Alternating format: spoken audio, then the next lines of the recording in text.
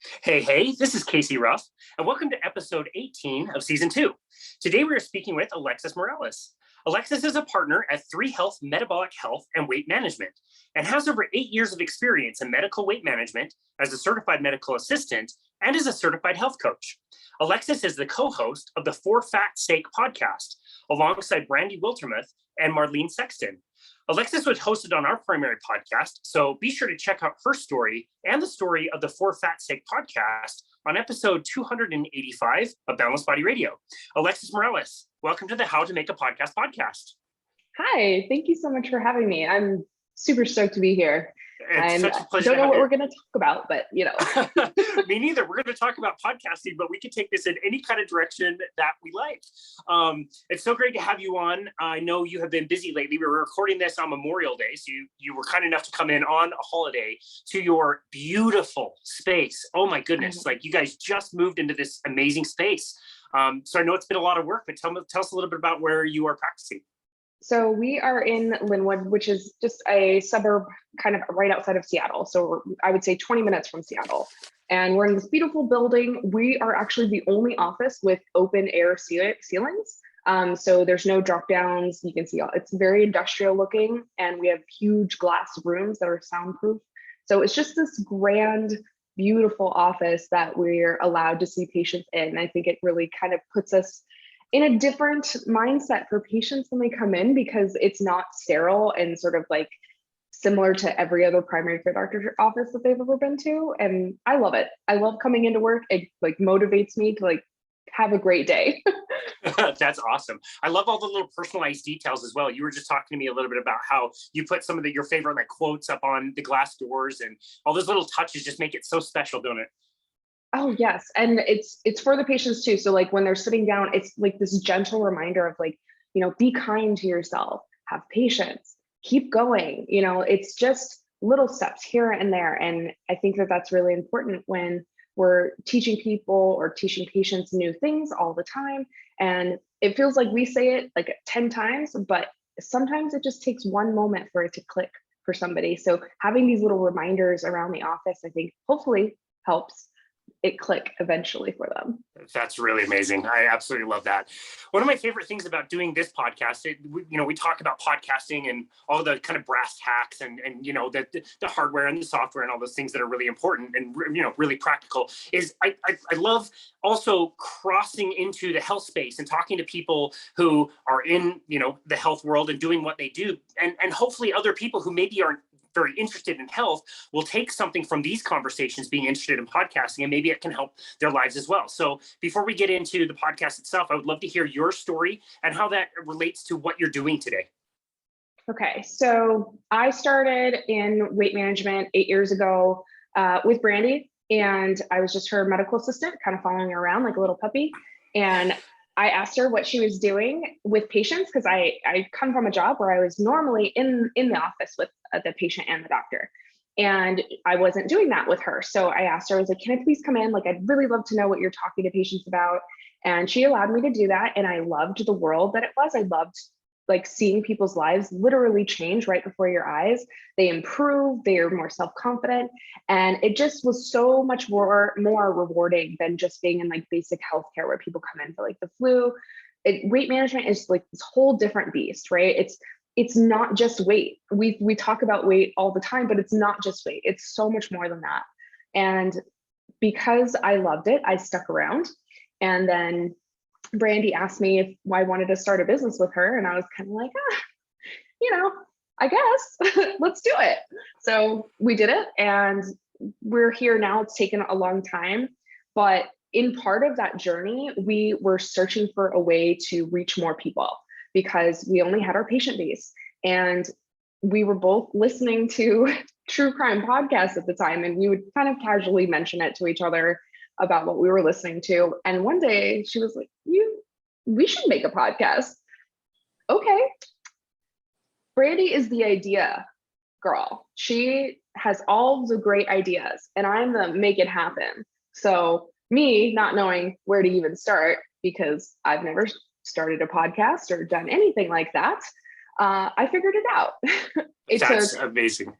Yes, and I tell everybody, I'm like, anybody can make a podcast. And I know there's a lot of people out there, there's a lot of audio that's not great, there's a lot of content that's not great, but literally anybody can make a podcast. Trust me. If I can do it, you can do it too.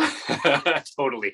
Wow. So that's exactly why I started this podcast. I had been helping some other people kind of get started, but when I was starting as well, same thing. Like I had to figure all this stuff out from nothing, and you grab little bits and pieces, but there was not like one area where you could get a lot of really great information that I could find in a podcast form. And later I found a lot of them, but that's the whole reason we started this, is to help people start their own thing and know that they can do it on their own.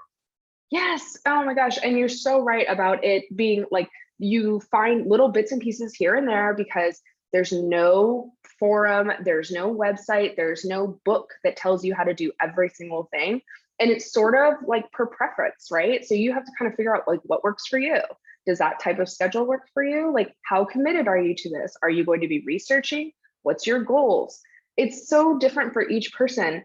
And I think that's why there's no like manual out there. And it takes people like you having content that's ever evolving, constantly changing, telling you, what's the best method to do something, which is why I appreciate this platform, because we all need that kind of, keeping up with the Joneses kind of thing, Yeah, totally. That's a really good point. So since you've gone through that journey, I would love to know where did you start? Like you mentioned something that I think is very, very important. Like, what is your goal with the podcast? And I think a lot of people want to put out a podcast, but they don't really consider what they want out of it. And so then they get really confused as the podcast is going, whether it's successful or not successful. And so I would love to hear what were some of your first steps, and how in what phase did you really start to consider your goals for the podcast? Was that like the first thing you were thinking about? So one of the goals of the podcast was to give ourselves, our knowledge, our skill set, more time to patients, because we only have a set amount of time with them during the day. And sometimes they have topics they want to talk about, whether that's intermittent fasting or keto or blood glucose, or that's we talk about medications like appetite suppressants.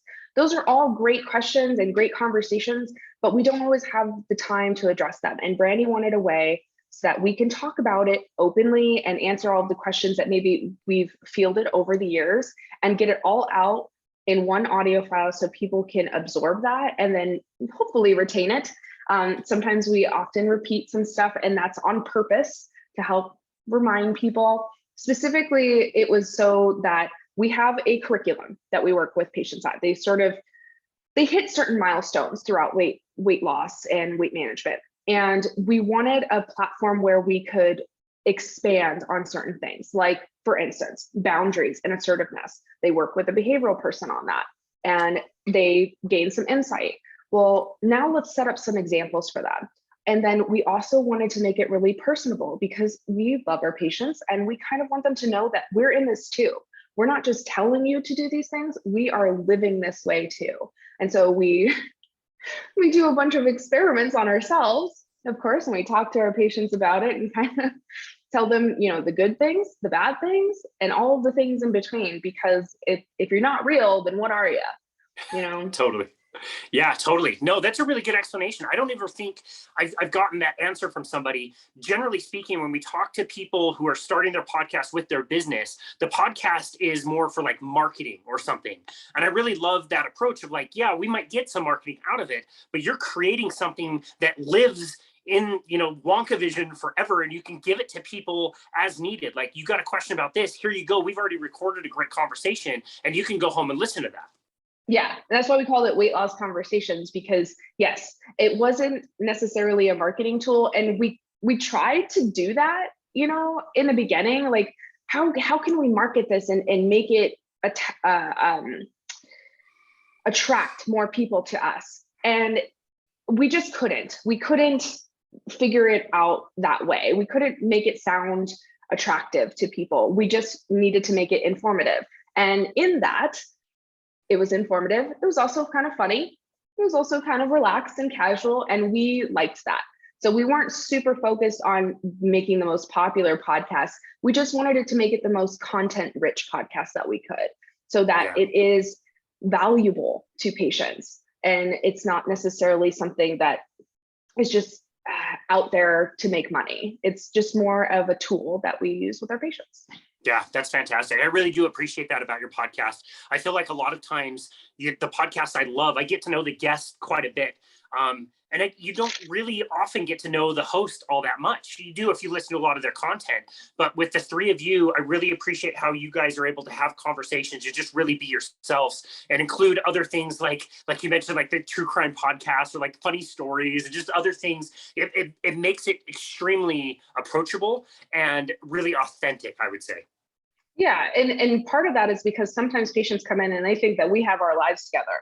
Because we teach people how to live healthier lifestyles, and we have this podcast and we have a website and a big fancy office, like we have it together. No, we're like normal people. We are just like you.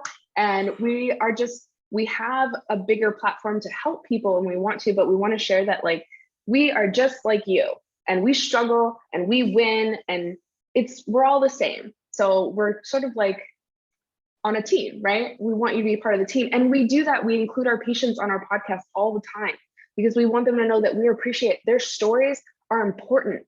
Their stories inspire other people to make healthy changes in their life too. And it's actually funny because most of our most popular episodes are all of our patient interviews. They're not like the doctors that we've interviewed. It's not the very skilled and intelligent people that we've been able to interview. It's the patients, it's their experience that really kind of pushes us to get those listens. I was going to say views, but the listens. Yeah, totally. That's such a great point. And I think it's kind of twofold. I think that, for a listener listening to those experiences, I think they can understand how powerful that experience is. But think about the person being interviewed. How much is that going to hammer home all of the things that they did to be able to achieve those results? They're going to be so much more motivated for the rest of their life. And they're going to be so proud of that podcast and that they were hosted on a podcast. They're going to share it with everybody they meet. Has that been your experience? Yes, absolutely. I think one of my patients, she recently hosted like a party.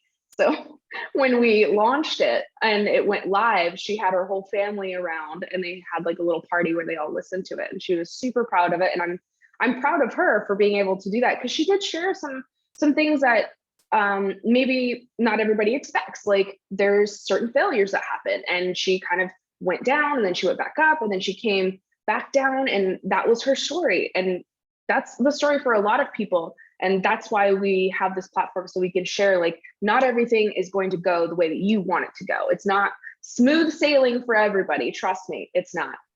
Yeah, if it was, wow. It'd be a lot smoother. I think I'm just thinking about like being in that room and feeling like you really know somebody and this person's gotten a lot of really good results, but understanding that there were, ups and downs and pitfalls and things. Again, I just find that so authentic and relatable. So I look forward to those episodes and I really am glad that you guys decided to do that. I'm curious to know, like when you were first getting started, did you have a particular budget in mind when you were starting this? Were you kind of starting to price things out and trying to prioritize like what things you would need to spend, not only your money, but also time on? These are great questions. Okay, so Brandy and I, this was our little project and it was separate from ThreeHealth because we didn't know what was going to happen with it. And so we made it into For Fat's Sake. And it was like our little baby and we had no budget. We had no budget, meaning we had no money. And we were like, how do we do this for the least amount of money as possible, just in case we fail? And so we got it up and running. We had like the software already written into my MacBook, which was very nice. And a lot of the tools available online were free or books were super cheap. And the mics were not very expensive. They were sort of really terrible mics, honestly. We've upgraded since then, but we really didn't have a budget. And our only goal was like, how do we produce as much content as possible and get it out into the world? Like that was it. And as far as time goes, we tried to do once a week. We tried.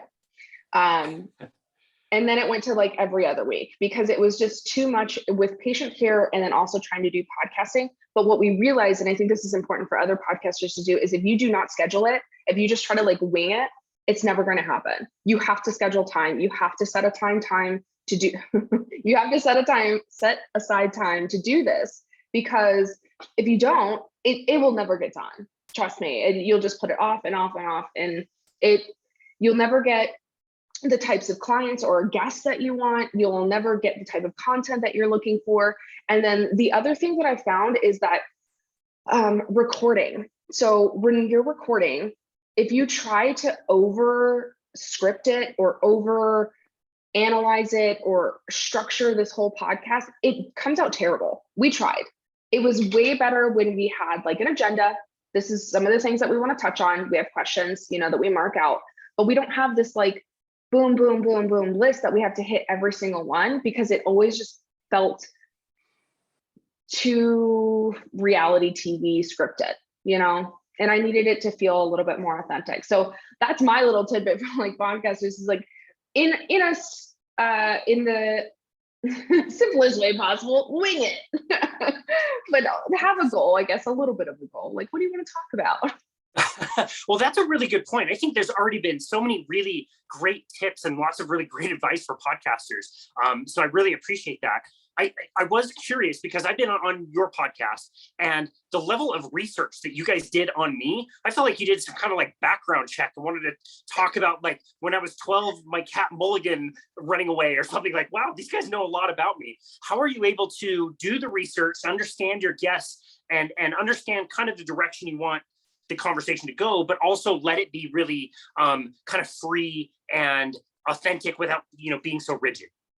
Okay, so our research process does include so when somebody asks to conversate with us, we kind of do the digging before we even respond. And what we're actually looking for is not somebody who's just the exact same mindset. We're looking for somebody who maybe has something different or something valuable to offer to your patients, a different perspective.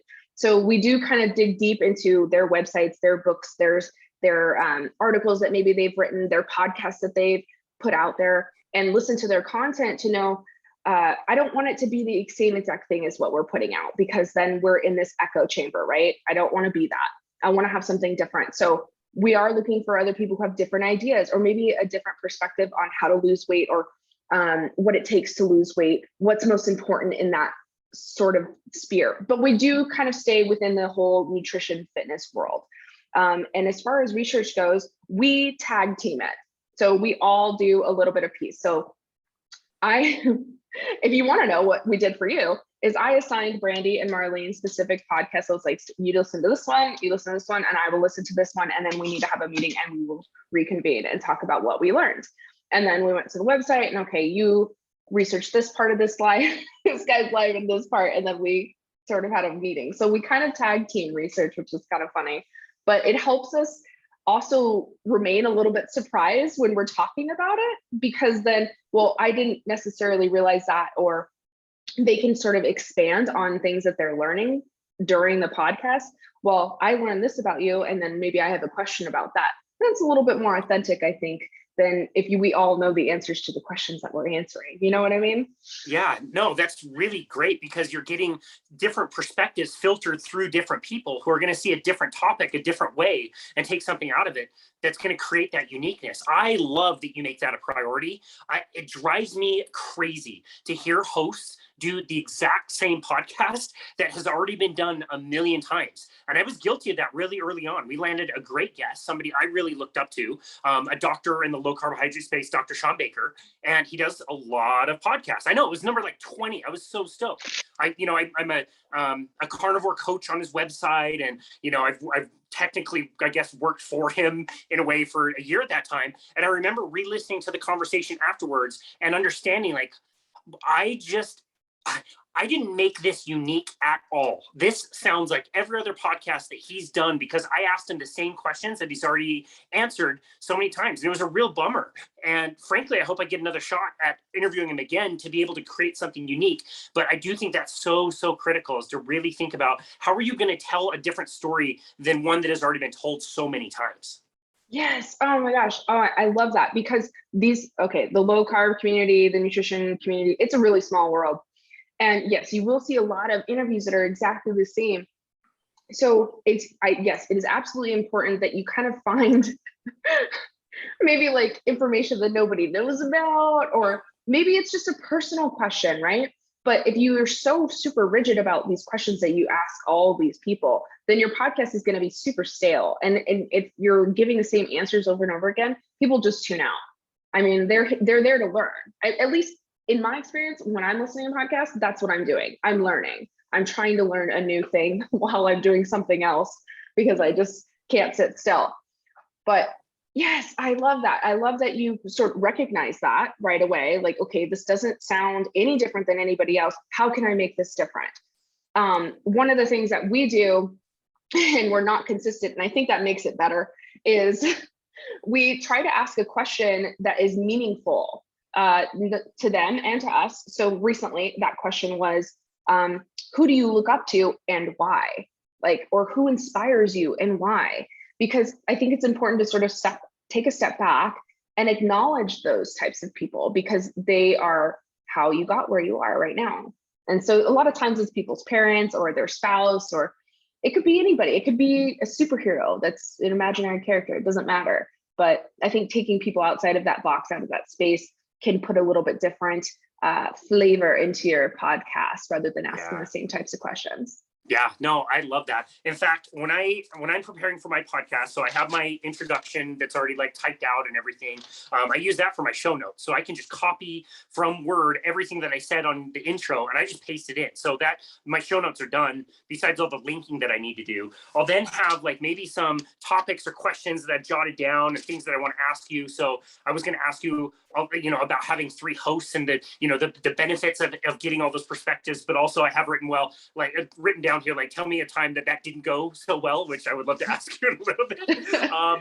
But I also have a list of questions that are just, I think, interesting questions that I've stolen from other people or other podcasts over time. And it's just like a party game kind of a question of like, what are you really grateful for? Or what's a proverbial mountain you've crossed recently? That just can maybe elicit an interesting response from anybody, really. And sometimes, like, if my podcast is, running out of steam and I need to keep it going somehow, I'll go to that list and find something there. But I love the level of research that you guys do. I love creating the unique conversations that you create. You've already mentioned time. And yes, you absolutely need to consider the time that you're going to spend creating those conversations. And so tell us a little bit about what you learned, especially early on when starting your podcast. What really surprised you as far as like where you needed to spend more time than you thought you did? Editing takes hours. Editing takes hours. Yep. I didn't think it would be that hard. It's very hard and it takes a skilled person to do that.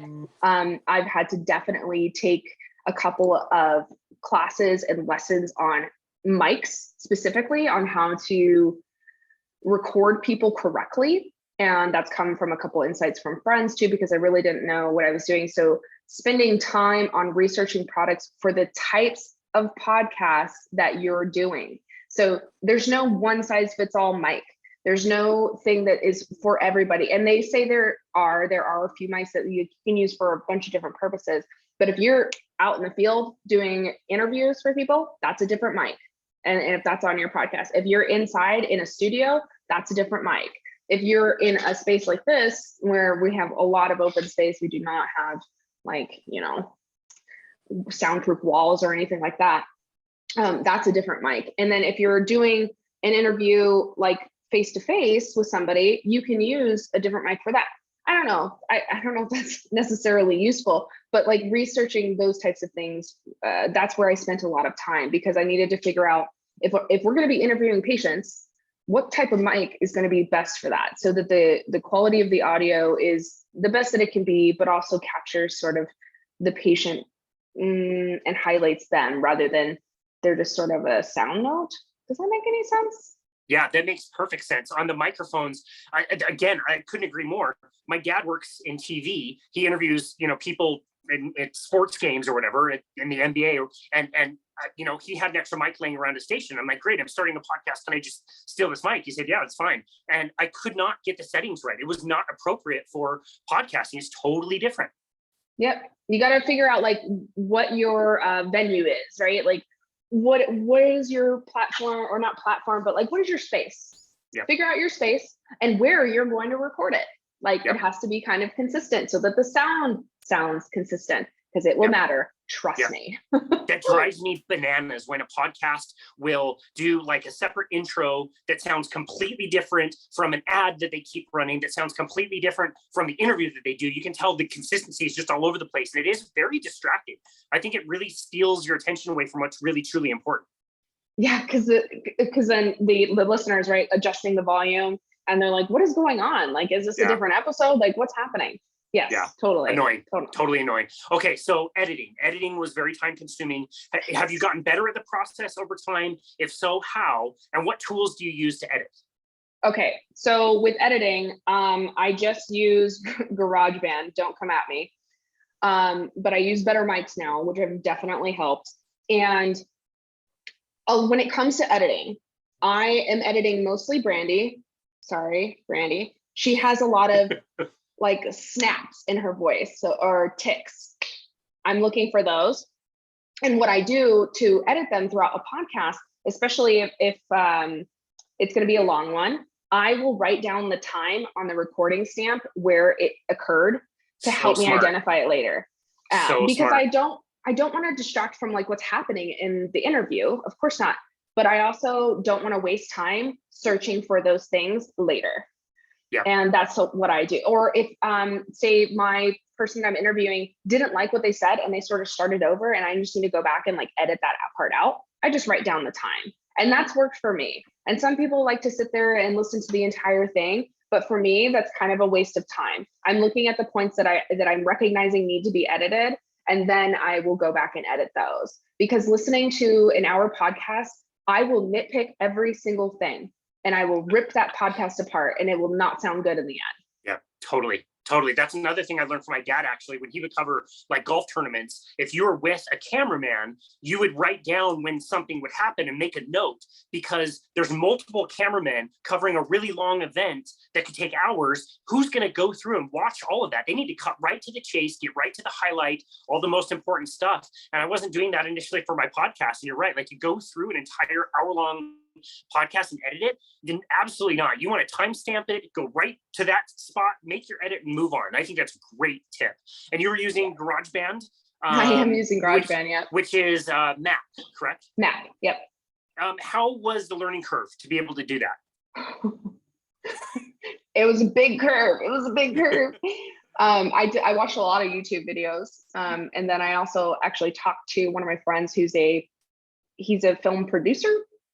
And he used it before. He uses Audacity now, but he had used it before and showed me a lot of tricks with like the gain and like noise reduction, and sort of figuring out like the balances and understanding like what that meant, because I'm looking at all these controls like, I don't know, auto. And then we have people like, Brandy and Marlene, who have totally different types of voices. Brandy is very mousy and Marlene is very deep and loud, and me, I'm just loud in general. So figuring out how to adjust each mic individually was very helpful. For people just starting out, it's going to sound rough if you just put everything on auto. Yes. Gotcha. So yeah, put some effort into like learning what it takes to record specific people, like what distance they should be at, and then doing a lot of testing. I can't tell you how many times that I've like started a podcast and all we're doing for 20 minutes straight is making sure the audio sounds good. That's it. Yeah. Wow. Okay. So with the YouTube videos, how long do you assume, how much time do you assume you spent watching those YouTube videos? Was this like an hour on a weekend? Was this like 10 hours? Like what kind of investment and time should somebody be thinking about as far as your experience goes? I'd probably say an hour a week. Okay. Nice. That sounds pretty good. I mean, if I'm learning something new, especially in that beginning, I'd say maybe 3 hours in the very beginning I was spending on YouTube a week. And then now it's probably around 1 hour a week that I'm trying to learn other things. When we got into the lav mics, I really, really struggled with that. So that, it takes a couple hours. I don't know, your listeners here, they're looking for like time stamps or, to know exactly how much time is being spent on a podcast. It's much more than you think. And if you don't schedule it out, you won't get everything done. Yeah, so true. Last week I ran into a problem where I had done basically like 3 or 4 days in a row of different episodes, and our Wi-Fi went out, and so we had to have somebody come and fix it, and that was really disruptive. And I always have the practice of like, if I record today, I get all the editing and processing, everything done today. I hate when it carries over the next day, because then I forget stuff. I'm not as sharp. You just kind of forget how the conversation went, and you forget certain tags and things like that. And yeah, if I don't in my head plan out, okay, this afternoon when I sit down on my laptop, this is what I'm going to be working on. It might take me 30, 40 minutes, but I know I'm going to do it today. That makes it so much easier to stay on top of. So I do think that's a really big tip. I want to talk also about something that you guys use as a tool to help you with finding guests, not only finding guests, but also to be guests on other people's show. And I can't remember which one exactly you guys signed up for, but the way that I found you was through a podcast matching website. And I can't remember if it was Podmatch or if it was Podbooker, or it was one of the websites you can go on, you can create a profile, you can talk about your show, not only to host somebody, but to be a guest. Can you talk about how you found that, and how has that been helpful for you? Okay, so Podbooker is how we found each other. Podbooker. Okay. Very useful. Yes, because you can sort of put in these tags and categories of like podcasts that you listen to, or the type of podcast you are, or type of podcast that you're looking for, which is very nice. And then matchmaker.fm. That's the other one that we use. And we found out through people sort of soliciting through our emails, because like I said earlier, like we weren't really marketing this podcast. It was just a tool that we used for patients. So it wasn't like we were seeking out how to be more popular or how to get more people on. We just started incorporating people that we knew, that we've met before. So like Dr. Joan Iflin, I saw you just put out a new episode. I was going to listen to it this morning. She's amazing. I know. Oh my God, I love her. So awesome. So we interviewed her because she's in the Seattle area, and we were going to keto dinners with her. And Keto Carol used to be a nutritionist who used to live in the area. She moved to Arizona, but she would organize these beautiful keto dinners at different restaurants, and Dr. Joan Iflin would come. And so we had already established a relationship with her and met her at a conference. And so they're just people that we know. And it sort of expanded on that. Like Brandy would say, we should get so-and-so on the podcast. And before Matchmaker and Podbooker, I'm just like personally emailing these people. Hey, we'd love to have you. We love you. Please come on our podcast and talk with us. We would love to ask you all these questions and show our patients like more about you and why you're important, why we use your materials in our clinic. Like Dr. Judith Beck would be amazing to have on the podcast, or Dr. Sean Baker, or Dr. Nyman, who's here, actually. He's in Bellevue. Right. That's right. Wow, so cool. You're so lucky. I've never, with Joan Iflin, have you ever met a 30-year-old trapped in a 7-year-old's body? She has so much energy and vibrancy, and you can tell she's got at least another 70 years left in her. Yes. Have you ever seen her at a conference where she's like up there and she's talking about all her points during her PowerPoint? No, I can't even imagine. Captivating. Wow. She kept me like, I was amazed. And I tell people about her all the time. And I was like, you have no idea where the food industry has come from. And it is horrible. Let Dr. Joan Iflin tell you, because it is mind blowing to the average person to understand that like the tobacco industry is now influencing how you eat. Just so you know. Wow, it's so crazy. Such a crazy story. Okay, another really good point that I love. Like I said, you're dropping just knowledge bombs. I really appreciate all the advice. When you're reaching out to people, you said you've done it 2 ways. You do emails, you'll call somebody out.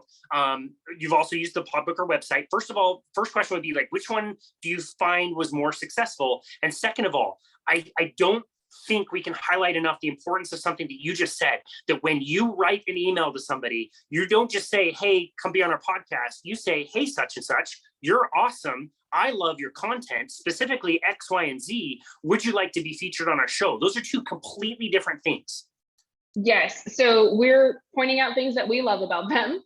And then I also talk about what we're doing here, because a lot of people are not doing what we're doing. Incorporating behavioral is the difference between us and a lot of other weight management practices. So like Dr. Tro, he's in New York, and we reached out to him via Twitter, actually, because we saw all of his stuff and we're like, that's us on the East Coast.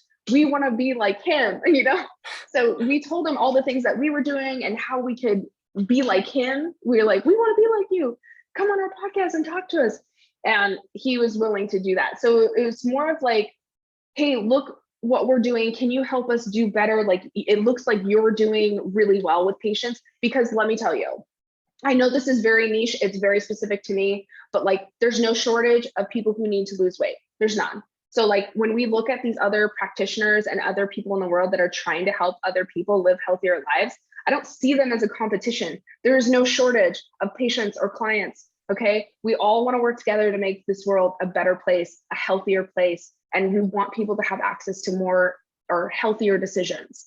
And if we're working together with other practitioners who have different ideas, that's great. All of it is just knowledge. We're just building knowledge. And I think, I don't know, I'm not looking at them as sort of like a follow for follow kind of thing. It's more of like, what can you offer to the table that will light up my patient's eyes, or show them like, we are not the only people doing this. Like, this is amazing, because I love what I do, and I love seeing other people do it. And I just want us to be this huge big cult where we tell everybody how to live. I don't know. I love that.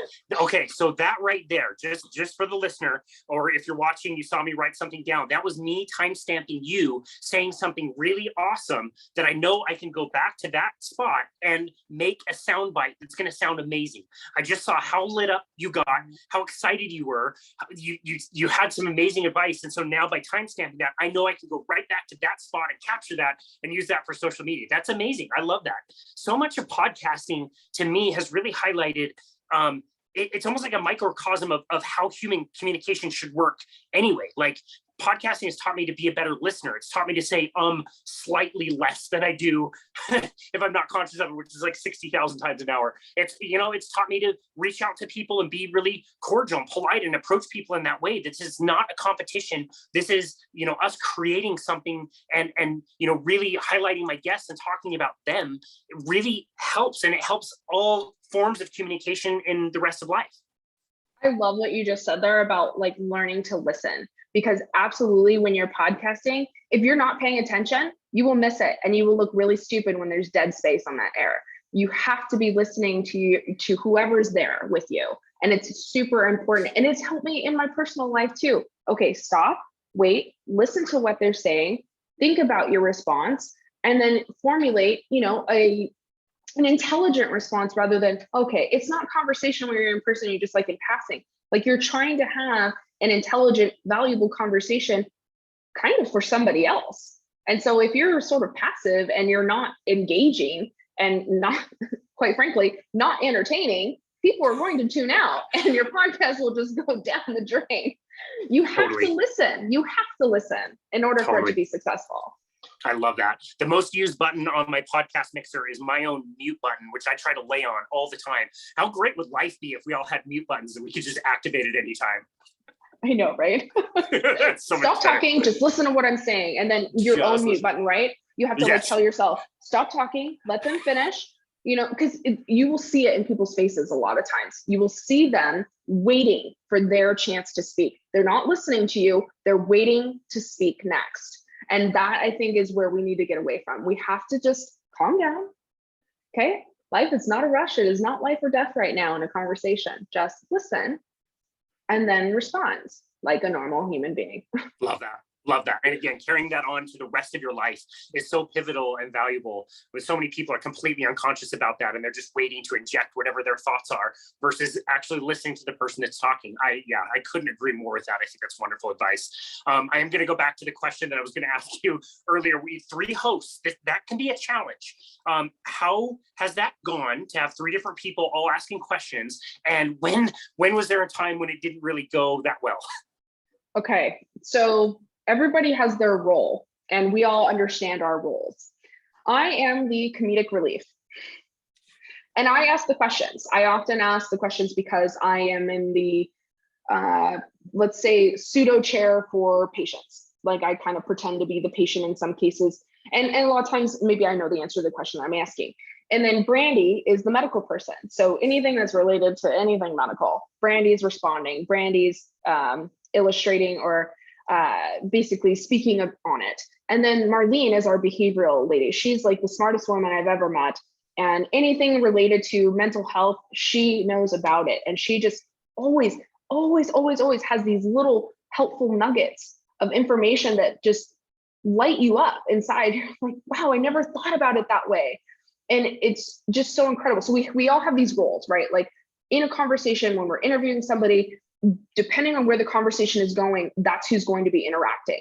Now, where it's gone bad is where we have like an interview with somebody who's super techie.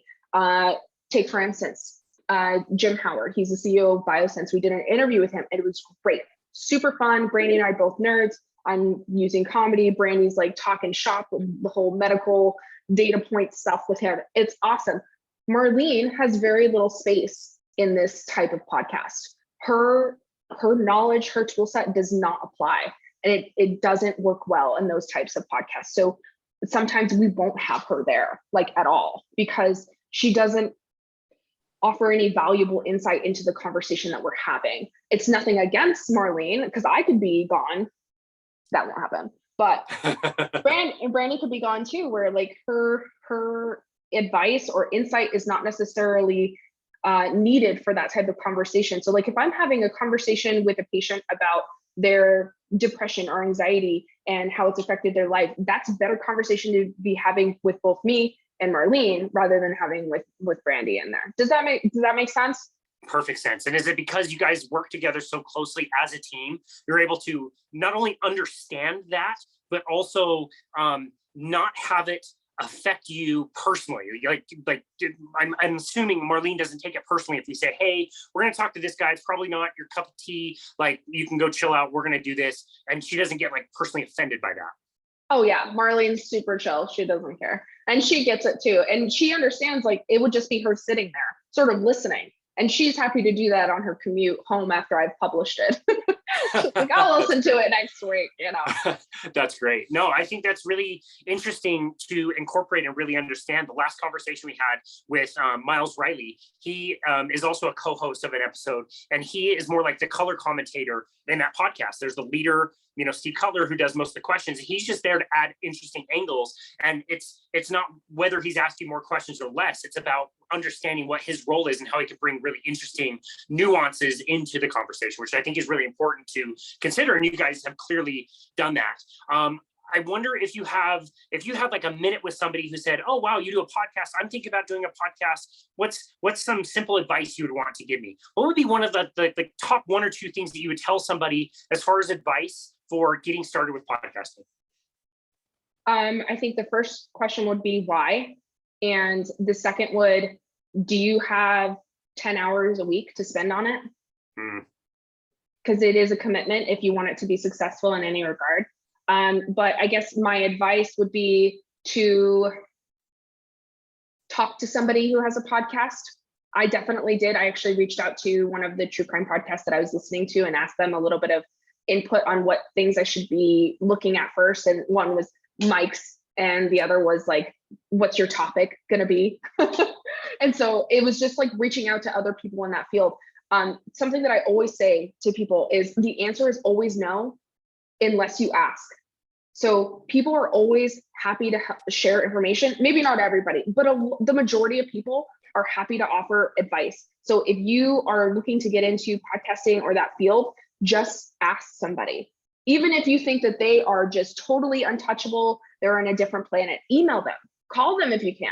You never know if they're going to respond, but you got to send out all those ships because not all of them are going to come back, but some of them might, and they might bring treasure. Yeah, so true. Oh, I love that. That's so very well said. And I couldn't agree more. I'm so grateful for the people that I asked early on. And I'm assuming that if somebody reached out to you and said, hey, like, tell me about this, like, can we do like maybe a 30-minute call? You would be more than willing to share your time. I found that the two people that have been the most like generous with their time has been entrepreneurs as we started our business and podcasters. They're just so passionate about this because it is a lot of work. It is expensive. It takes a lot of yet mentality and learning and growing over time, that the people that really stick with it are the people that are most happy to share that information with other people. Yeah, because this isn't a competition like you. We're all trying to help each other grow. Yeah.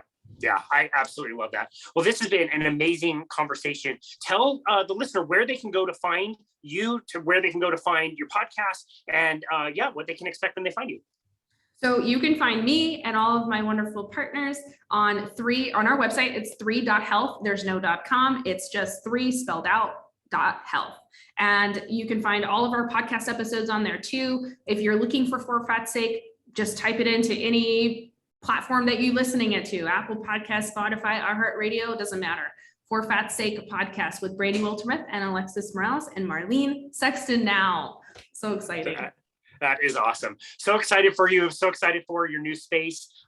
Absolutely love your podcast. So please keep it going. It's really awesome and very authentic and really endearing. And I really love it. So Alexis, thank you so very much for all of your work and all the research that you've done. And thank you for taking time to be on our show today. We really appreciate it. Thank you so much for having me, Casey. This has actually been really fun. I was super nervous, so I'm glad this is great. Couldn't tell at all. You did great. It was a lot of fun. You gave us a lot of really great tips, a lot of great advice. So thank you so much. Good. Now get out there and go podcast. I love it.